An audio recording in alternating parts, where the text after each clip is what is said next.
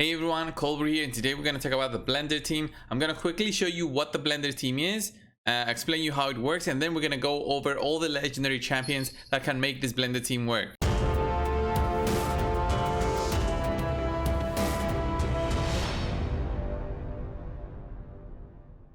So basically guys, the Blender team is this Arbiter, a speed booster. It can be whatever speed booster you have, but Arbiter is the best one out there currently because she also provides an attack up buff. And all ally attack champion, currently I only use Catacomb Counselor, I don't have a legendary. The best one is Longbeard in my opinion. And then you use two champions that have an A1 that's an AoE through their default skills. So Skullcrown and Sinesha both have a synergy also together and very good AoE damage. So let's quickly go in this PvP classic arena and see how this team reacts versus another team. So there we go, all the nuke went 2 seconds for a fight, immediately 4 gold medals, and we went up by 12 rating. This is the Blender team guys. If you want to see more about this kind of team, you can check out my other video that I did explaining how I use my Blender team to basically farm gold medals and how I got my great hole to look like this pretty much. So my great hole currently looks like this, and that's all because of me constantly farming that arena. So guys, in order for the Blender team to work, you basically need two damage dealing champions that have an A1 that's an AoE. We'll be going through all the legendary champions that can be used in a Blender team as damage dealers. So the damage dealers are gonna usually be two champions. If you do happen to have one of these 12 legendaries, then you should be possibly in a better position than just having epics, rares, or maybe using uncommons to do the Blender team. I do have a video on that, by the way. In the banner lords, we only have one champion here. It's going to be Richthof the Bolt. He has an A1 that looks like this, attacks all enemies, decrease each target's max HP by 30% of the damage inflicted. This does not provide much synergy with the other damage dealer as other champions would, and also this champion has a 1.7 multiplier on this skill. What that means guys is based on his attack and however high you can take this, you can take it to 5,000, then this multiplier will be something like 5,000 attack times 1.7 and then times everything else, critical rate, critical damage, and then how much defense ignore he has, and then how much defense the enemies has. There's a lot of multipliers in there, but his multiplier, the one that you should be worried about is the 1.7 on his A1, which is quite low. There's other champions out there like Skullcrown who have a much higher multiplier. Skullcrown is about 2.4 if I'm not mistaken. So Richthof definitely is not in the top spots for using him in the Blender team. So let's go and look at the other legendaries. Next up, we're gonna look at the High Elves faction. So let's go in quickly. In there, there's Yannicka. Yannicka does have an A1 that's an AoE, but that's very specific. So in the Blender team, you depend on that A1 on your two damage dealing champions to basically destroy the enemy team and kill at least 2 or 3 of the members so that you can then just wait it out and then just destroy them and get those medals. Ideally, you just want to clear them in one hit and don't care about it, so it's a 2, 3, or 4 second kind of fight. So let's look at Yannicka's A1. She attacks one enemy 2 times. Each hit has a 50% chance of placing a leech debuff for 2 turns. This is not an AoE attack, but if she has a veil buff on her, attacks all enemies 2 times instead if this champion is under a veil buff. If she has a veil buff on her, then she will do an AoE, and this AoE will attack twice. This does not care about the enemy champion's HP, so it's not like Skullcrown or Sinesha. She only needs the veil, and this is important because there's no champions currently that also provide a boost and a veil. So if Arbiter provided that, then Yannicka would be great by using this skill in a Blender setup because her A1's multiplier is also 2.2. As I said before, the multiplier is going to be based on her attack. She's an attack based champion, so 1.5k attack as a base is very high, and you can get that even higher with great gear, attack percentage gear, attack percentage rings. Wherever you can, you get that attack percentage, get it as high as you can, and in a Blender setup she will be hitting quite hard. But that would only mean her hitting 2 times. She will not have a way for her to put a veil before attacking, so she won't be that important in a Blender team in my opinion. Next up guys is gonna be the Sacred Order, and in the Sacred Order we only have Cupidus. I do have Cupidus, and I did try him out before in a Blender setup. I did not really like his A1 because he's lacking of course some books, so I couldn't really see all the potential that he has. So his A1 guys, Cupidus, attacks all enemies, damage increased by 15% if the target has any debuffs. So it really depends on also applying debuffs on the enemies. There's no way for my Catacomb Council to apply debuffs on the enemies right before my Cubitus goes. Possibly if you could use some other champion along with Cubitus, so that Cubitus went after that champion, so that that champion applied debuffs first and then Cubitus would go, then potentially Cubitus could do a ton more damage in a blender setup. Cubitus multiplier on his A1 is quite high. It's at 2.5, so it goes even higher once you are able to apply debuffs on enemies. So once you apply those debuffs on enemies, then he'll be doing actually 15% more damage. If you have also Venus in the team, then he does 25% more damage. So Cubitus is really great, but not in a blender team in my opinion, unless you do have some other kind of synergies that can make him you know, benefit more. He has a very high base attack at 1.5k, so along with that high damage multiplier, then he should be able to bring big crits to the team, although his A1 does not hit for more than once. So champions like Skull Crown are much better than Cubitus for a blender setup. Next up, guys, it's gonna be Ogryn Tribes. So Ogryn Tribes, we do have a Big Gun, and Big Gun is a fantastic champion. He does a great deal of damage with all of his skills, and let's go and look at his A1. He's got a 1.57 1575 attack, so very high base attack, so the more attack you get, the better. Let's look at his A1, guys. Attacks one enemy, attacks all enemies one time if the first attack is critical. You're always gonna go with your blender team having 100% critical. If you don't, then you potentially risk not critting. If you don't crit, it's an issue. Your blender team will not kill the team, and usually what happens is you lose. So your team is basically a one-shot wonder. You go in, you attack everyone, they die, and that's it. If they somehow survive, if someone revives one time, one champion or more than one champion like Arbiter survives, it's gonna be an issue, because if the enemy goes, your champions are usually very squishy, very easy to kill, so it's gonna be an issue. What Big Gun brings to the table is he not only attacks one enemy, but once he crits, he will do an AoE damage dealing attack. So if you can make him, or just click on the main target, for example an Arbiter, you're gonna hit the Arbiter first, crit on her, and then that's gonna make you do an AoE as well. That's gonna deal a great deal of damage to both Arbiter, because that's basically a 2-hit on her, but also the enemy team as well. Big Gun, by the way, guys, has a 2.5 multiplier on his A1, so it's quite good when you hit 2 times on that Arbiter. For example, Arbiter is gonna be Void, so Big Gun won't have any issues in terms of weak hits once you have that 100% critical rate. The bad thing is that usually Arbiters are champions that might be high defense, high HP, along with high speed,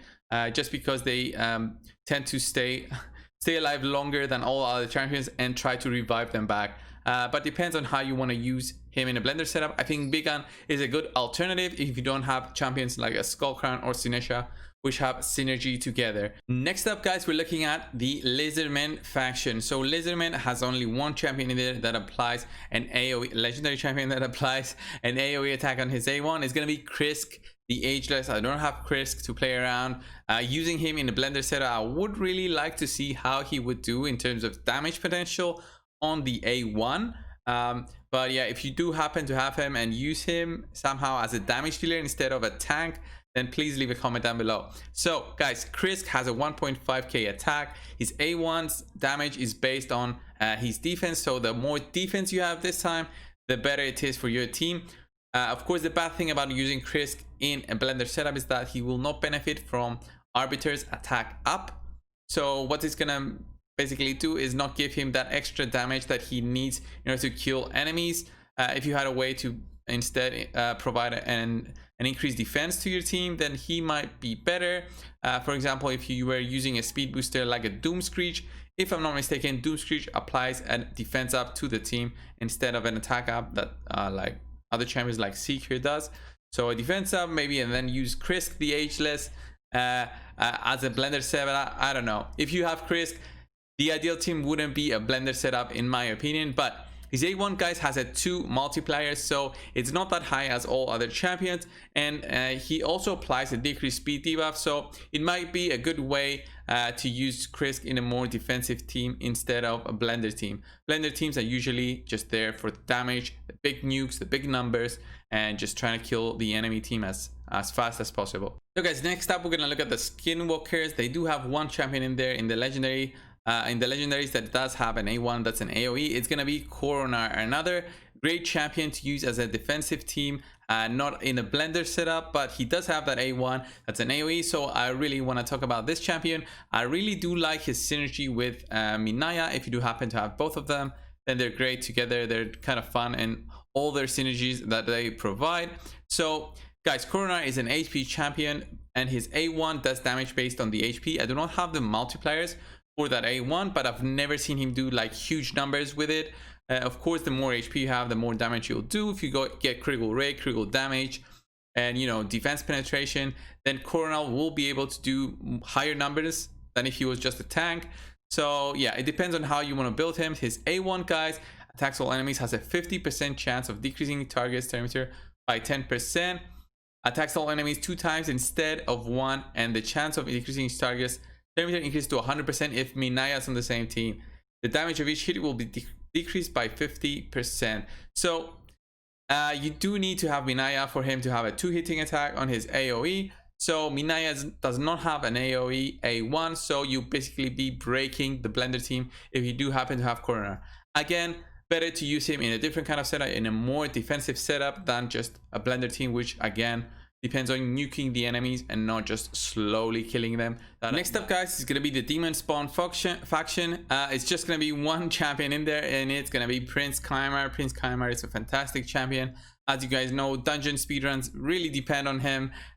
So he's like fantastic in just decreasing the cooldowns to 0 again, so that your team can go with everything once again. But as a blender team champion, guys, attacks all enemies, places a 5% poison debuff for 1 turn. If this attack is critical, he's going to be placing also poisons with his A1. That might be good, I guess. Just applying more damage through poisons, because he's going to be 100% crit if you're going to be using him in a blender team. His attack, guys, is very low. It's at 1046, so you're basically gonna be wasting your gear on a champion like this. With Prince Kymar, it's better to try a different kind of setup instead of a blender team. But of course, if you want to be going the damage route, I would also suggest going high speed with Prince Kymar, so he possibly goes right after your you know, all ally attack champion, and he also kind of resets the cooldowns for both Arbiter and the all ally attack champion, so that you can potentially make a chain of events to your team and try and beat them that way, instead of just a you know, a normal kind of blender setup. So not gonna go full damage on Prince Kymar, but instead go for a more speedy type of setup with Prince Kymar there to just do some damage, and then your other blender champion hopefully does enough damage for you to actually kill at least 2 members of the enemy team.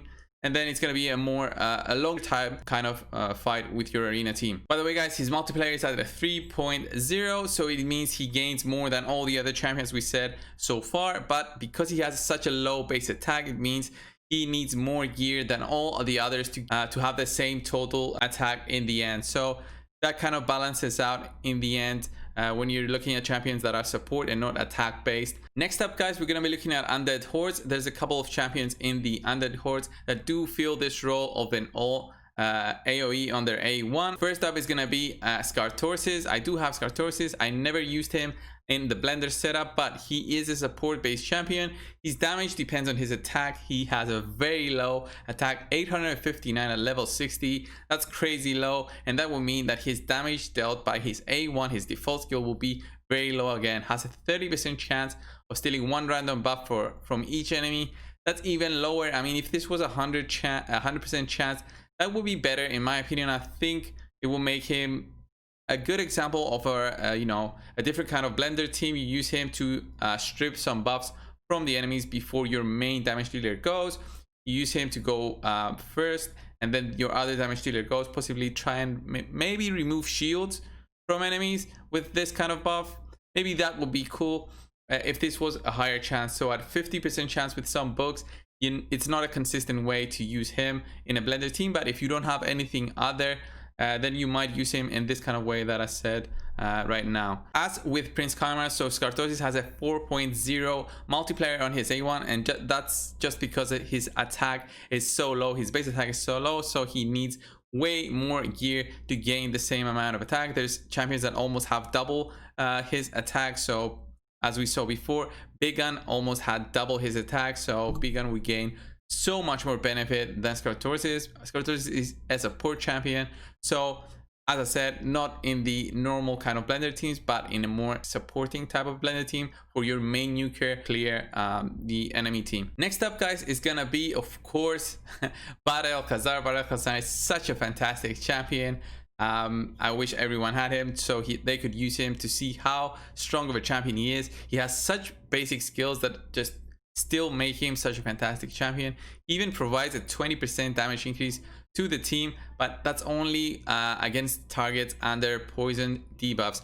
So it really depends. If you have a way to apply poisons first, maybe Kymar, as I said before, then your team will be doing 20% more damage with their attacks. Of course, Bad Alcazar, guys, has an A1 that's an AoE, attacks all enemies, heals his champion and all allies by 20% of the damage inflicted. He's a support type champion, damage based on attack. His attack is low, but not as low as other champions. So 1079. I mean, this could be higher. This would be way better if this was higher, but 1079 is not that great. I do think Bad Alcazar has a role, but not in the blender setup. You shouldn't use him in a blender setup. It's kind of a waste of a champion in arena teams. He might find his way through a more tanky setup, maybe cleansing, maybe a more, you know, stalling kind of setup in 3v3 instead of just using him to be farming in a blender kind of team. So guys, Bad Alcazar has a 2.8 multiplier on his A1, so his kind of gear will also be increasing his damage quite significantly. But I mean, there's other champions like Skull Crown that have a 2.5 A1 that is way better than using a Bad Alcazar. If you do happen to have a Skull Crown, then as I said before, 100% way better than Bad Alcazar. Do not even think about Alcazar. There's just so many other champions that you can use instead. Next up, guys, is gonna be Suzerain Katon. I hope I said his name correctly. So he's an attack based champion this time. So his attack at 1564 is quite good. So the more attack gear you have on him, the better. His A1 does attacks all enemies, 35% chance of placing a 30% decreased speed debuff for 2 turns. This is good, but I mean, it would be better if this was a decreased defense. That would mean a tremendous benefit to your next damage dealing champion. Of course, applying a debuff would mean that if you were using a champion that also makes his damage go higher when there's a debuff, for example Cubitus, then you can possibly use Suzerain Katon and then Cubitus to go right after him. So they kind of synergize together in making you do way more damage to the enemy team. So not a bad A1 because it also applies a debuff, but as I said, if this was a decreased defense, he would be 100% way better. Of course, 35% chance is quite low, 50% chance if you do have the books. And he also kind of has some other good ways to remove shield, block damage and unkillable buffs from all enemies, then to attack them, and also place a 100% heal reduction debuff. But that's when the fight goes for a longer period of time.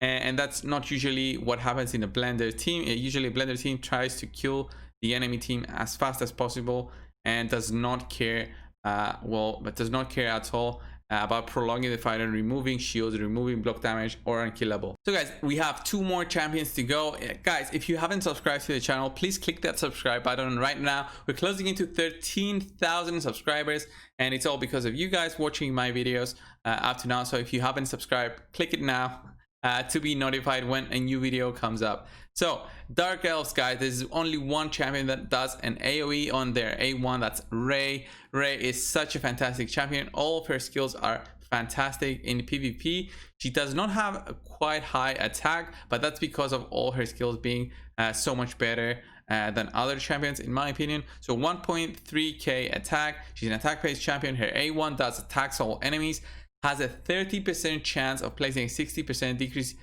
defense debuff for 2 turns. This is such a good skill because it does way more than you think it does. So not only she attacks all enemies with an AoE attack, she also decreases the defense on a 50% chance with, you know, fully booked Ray. It also decreases defense. This means that your next damage dealer will be doing that much more damage. If that damage dealer is a Cubitus, for example, he'll be doing way more damage than before. If it's a Skull Crown, again, way more damage than before. Decreased defense provides so much more damage to your team against, you know, any kind of team, even a more defensive team. This will make make your blender team just cruise through, in my opinion. I wish I had a Ray so I could test her out in a blender setup. Not only that, guys, but her A1 has a 2.5 multiplier, which means it's quite good in terms of comparison to all the other legendary champions that have an A1. She also has a high attack base, so 1.3k, not the highest that we saw so far. I think Big Gun had the highest so far, but it is high, and she will benefit way more than all the others. And in case the fight prolongs for a more period of time, she also has more AoE on her A2, which also does more damage based on the debuffs on enemies, and she has also a way to freeze enemies and also remove their buffs. So she's not only a one-hit wonder with her A1, she also has ways to provide more utility to the team, but also damage. So guys, last but not least, we're gonna go over to the Dwarves faction. We have Torment. Guys, if you don't know Torment, he's such a fantastic champion. He will provide some utility to your team, even if in a blender setup, because he has a great passive that can freeze enemies in case they go first and try to boost their speeds. Currently he's bugged, but I think they'll be fixing him quite soon, so don't worry about that. If the enemy team goes first, there's a small chance, depending on how high you have him skilled up, to actually freeze the enemy speed booster. If you manage to freeze them, then your team can go in case you're slower, and then your blender setup can start going.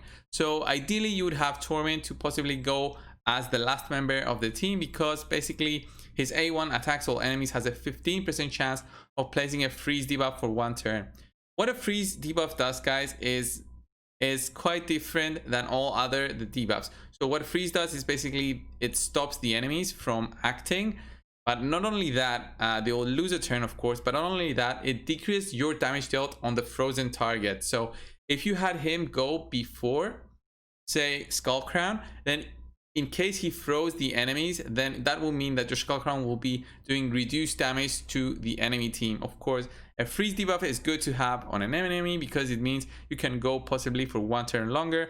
But if your aim here is to clear the enemies as fast as possible, then freeze might not be the way for you.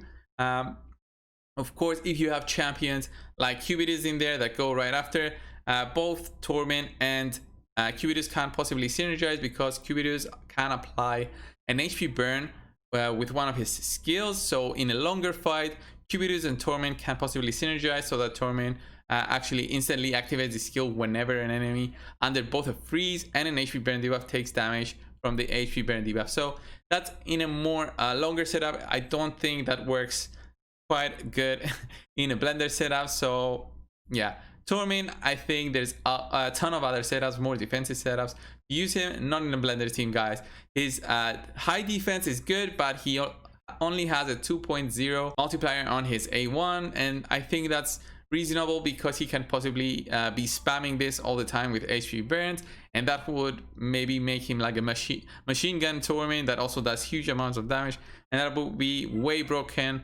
And also making him even more broken than he is right now. So guys, that was it. I think this video went for a bit too long, but that's fine. I'm gonna be doing a series on this blender team. I think if you did like this kind of video and want to see more on the epic champions that can consist in a blender team, there's a ton of epic champions that have an A1 that's an AoE. There's also some rares, some uncommons, and of course one common champion that does this kind of AoE damage with their A1.